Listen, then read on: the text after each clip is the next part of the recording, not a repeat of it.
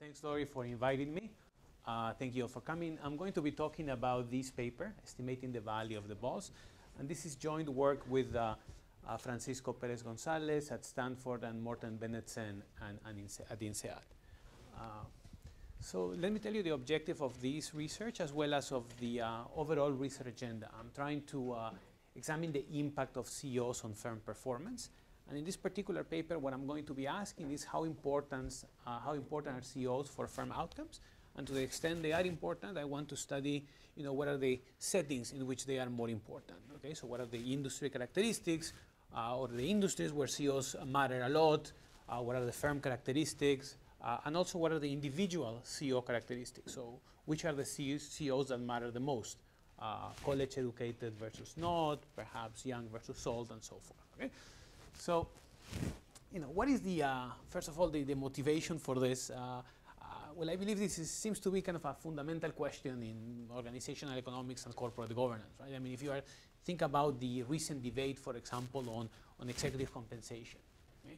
So whether if you want to know whether a particular pay package is optimal, or you want to say whether this is fair, whatever you mean by that, you have to have a notion, you have to have an estimate of how much these CEOs are contributing to firm value. Okay?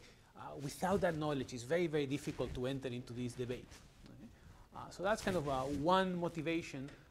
The other motivation for this research is a little bit more from an academic point of view.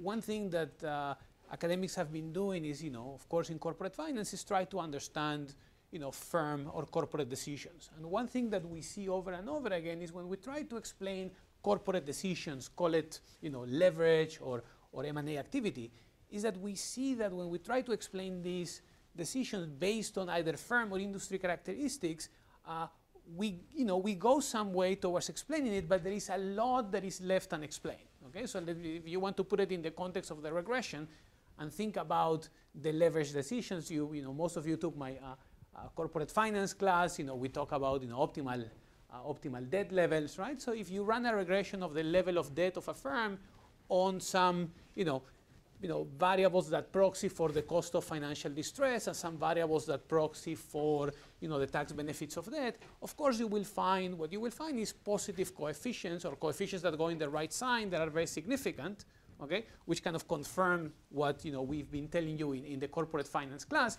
However, your R squared is going to be quite low. Okay, so there's even though these theories seem to be right, they don't explain everything.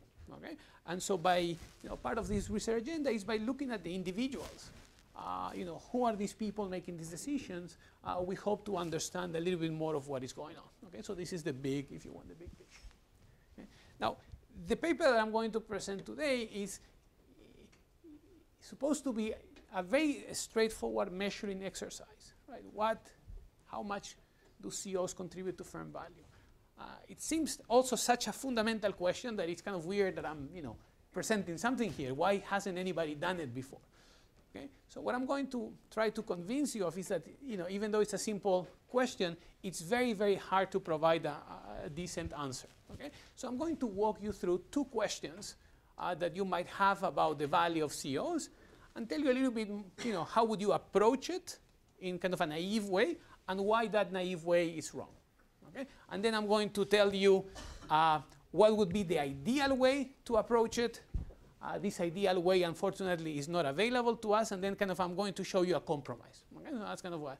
And then once I do that, then I'm going to show you the results. Okay? So the method here is important. Okay?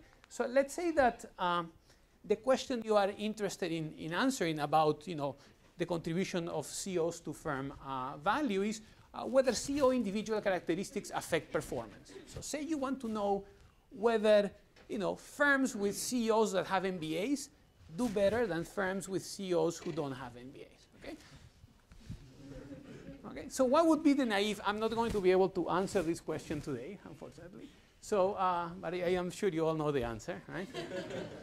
So let's just take the naive approach. What would be the naive approach? You would say, well, let's take all these firms who have MBAs, CEOs with MBAs, and compare the performance to all this set of firms, okay, who have CEOs with no MBAs, and see which of these two groups of firms perform better. Okay? That would be the naive approach. Now, what would be the problem here? The problem here is that when firms actually choose their CEOs, okay, and when they are choosing their CEOs, they base this decision on a number of variables that I, when I'm doing this research in my office, cannot observe. Okay, so let's call this variable, investment opportunities. Okay, so I cannot observe really what are the future investment opportunities of this firm. I don't have that variable.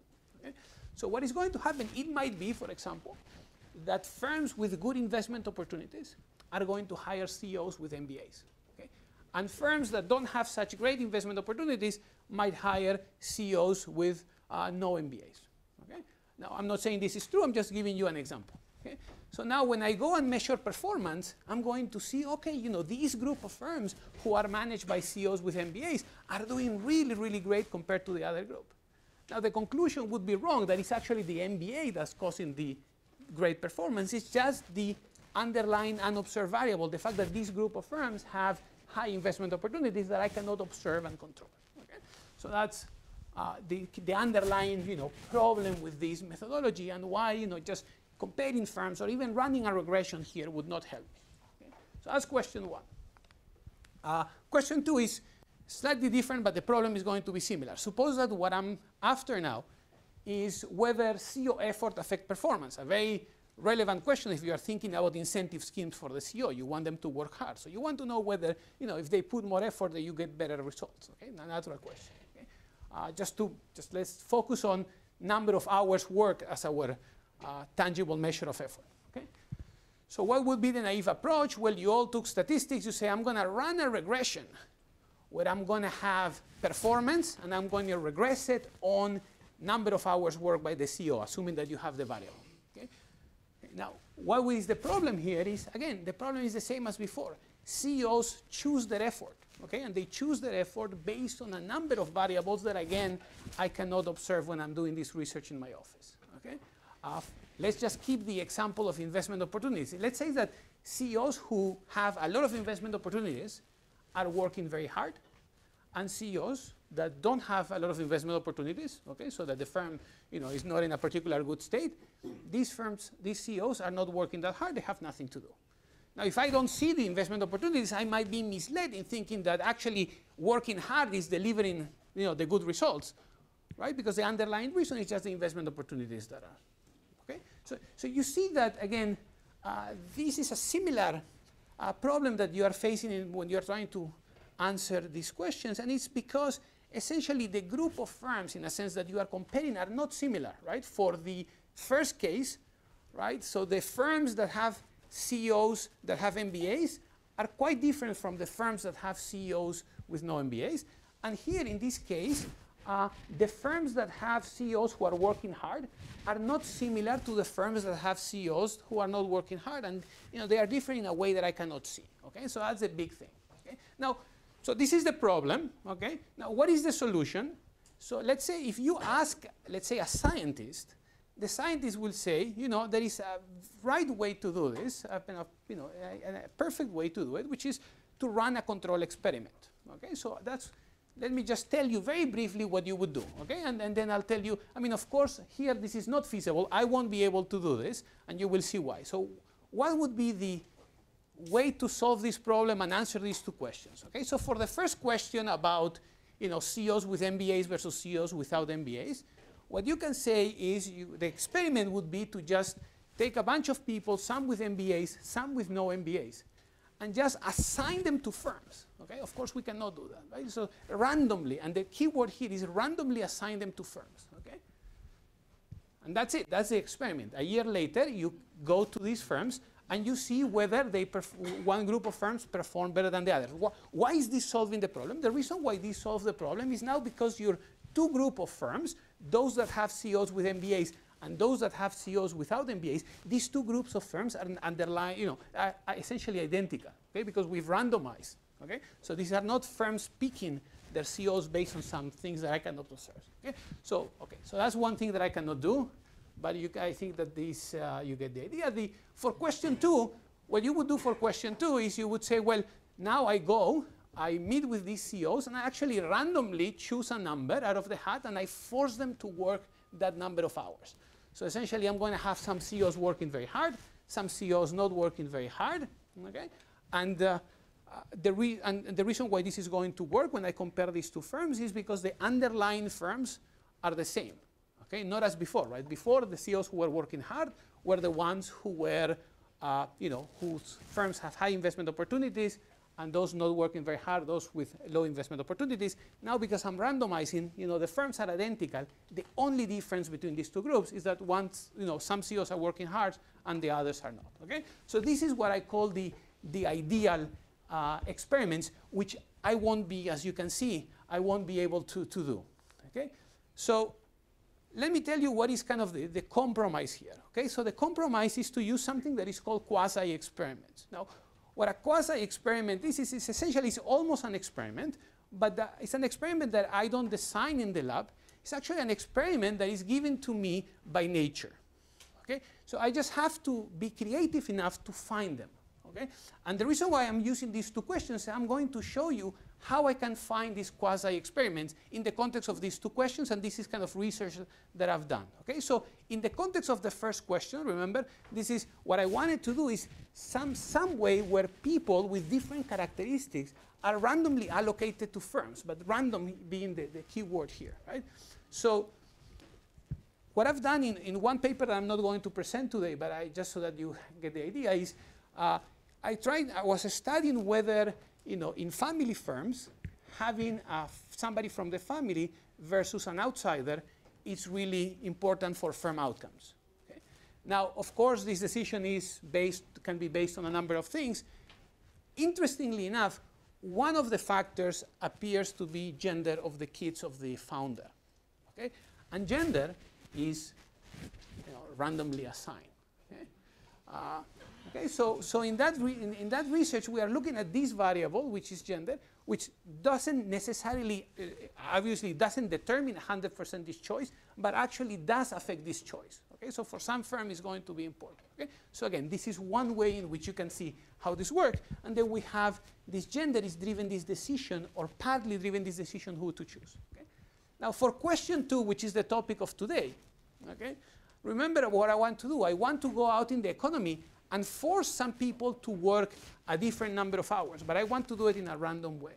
Okay? So what is here the quasi-experiment, and this is why the title of the paper is hospitalization. What I'm going to be looking at is as firms where the CEO is hospitalized, okay, for a number of days, and I'm going to show you that. Okay? So the basic idea here is that, and I'm going to provide you some evidence, that these hospitalizations of CEO is kind of this random event that hits some CEOs and doesn't hit others, okay? And then, but the underlying firms who these CEOs are managing are exactly the same, okay? So the characteristics of these firms. And so I just can compare these two firms, okay? And this is going to be much, much better than comparing just effort, okay?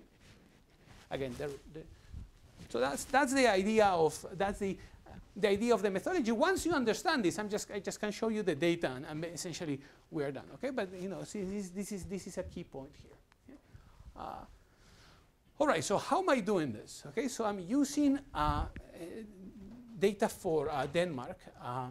Okay, and the reason why I'm doing this, you will see, I need very detailed data, especially on the hospitalization. Okay. So I have a kind of a sample of about almost 9,000 firms between 1995 and 2007. And I have financial information for these firms, like income statement and balance sheet. No stock prices, because most of these firms are actually privately held. Okay? They are not publicly traded. So, so I have most accounting information. I have management data. I know who the managers, the CEOs, these firms are. And I also have hospitalization data. Okay? So I know for every, this is coming from a national patient registry in Denmark. So they keep track of who goes to the hospital, how long they stay at the hospital, what is the diagnosis code. Of course, this is highly sensitive data, as you can imagine. And I don't have data to just so that you know, I mean, this data is completely anonymized. Okay? So I go into a server. I know that there is one person who is managing this firm who is sick this particular year, but I don't know who that person is. I don't know what firm this is. Okay, this is completely anonymized. Okay, but I can make the links. Okay, so this is the data that I have. Let me just start showing you some results. Okay, So the first thing that I want you to convince you is, remember, the whole idea here of this experiment is that it has to be almost as random, it has to be almost randomly assigned or randomly assigned, right? So I'm going to construct a group of firms that I'm calling the event firms, and another group of firms that are not non-event firms. So the event firms are firms where the CEO is sick at some point, is at the hospital for more than 1 day, okay? And the other firms is not, okay? So let's see how these firms look, okay? So I just have here a bunch of different firm characteristics like profitability, accounting measures of profitability, sales, assets, employment, and so forth. And, and the key column to look at is this one, okay? And what you have to realize is the absence of stars. Okay, so remember, stars means that a difference is statistically significant. Here, what you see, most characteristics here, okay, these firms are identical. Okay, so for most of what kind of observe about the characteristics of the firms, they are identical. And this kind of goes back to the experiment I'm trying to do, right? These groups of firms, I want them to be as close as possible. The only thing that is varying is that the CEO is at the hospital in one of them and in the others don't. Don't pay too much attention to the investment rate here. This is my mistake because I'm including here also the year in which the CEO is at the hospital. So of course that is going to affect. So forget about this. This here, it is a problem. So you see that firm age is much larger in firms with a shock than firms without a shock. So this is not a perfect experiment, and that's the word quasi. So when I do my analysis, I have to think about this. And this is natural, right? What is going to happen is older firms will have older CEOs, and older people tend to be sick more often. Okay, so I cannot. So that's why this is not a perfect experiment. Okay, but overall, the message of this table is this idea of using hospitalization is working well. It's separating firms in a way that in two groups which are not very different. Okay? So let me show you some results. Okay, so I have let's focus on some measure of performance. For example, industry-adjusted return on assets. This is return on assets minus the return on assets on a particular industry in a year. Okay, and what you can see is, and here is the number of days the CEO is at the hospital. Okay? And what you can see is when it's 0 days, 1 day, 2 to 4 days, this is very close to 0 as it should be. It's very close to the industry average. Nothing really major is happening. Okay? Starting in 5 days on, you see that these numbers are negative and starting to be quite large. Okay, so it's consistent with the idea. Okay, so for small hospitalization stays, nothing happens, performance is not affected, but after 5 days we see some effect. Okay, and really, because again this shock is almost random, we can attribute this to the fact that the CEO is away. So this, if you want, this is one main point of the paper, which is these guys do have a significantly large effect. Okay, so this is just a table that reports means. I can do the same thing in form of a regression analysis, but let's don't spend time there. Just trust me that the results are comparable to what I show you. Okay, so we do see a drop in performance when CEOs are away. Okay, what is I think interesting about this way of looking at it, we can also say, what do CEOs do? Okay, they affect profitability, but how are they affecting profitability? Okay, so what are the variables that they are affecting so that when they are away, this is not happening at the firm level? Okay, so I have a number of variables here. So one thing that you can see is, for example, when the CEO is away, sales drop, investment rate drops dramatically. Okay, so it's so these are channels through which the CEO is affecting performance in these firms. Okay. Another question. Okay, and I have some other results, but let me just at least focus on this. One question that I want to ask is, how special is the CEO? And one way to do it is just repeat the same analysis, but not with the CEO, but with other non-CEO but senior manager, and see whether we get the same results. Okay. Here you see the table. The only thing that is important is that nothing is significant. Okay, negative, but it's not significant. Okay, so it seems that in some sense the CEO is quite unique in this regard, that they affect in terms of affecting performance.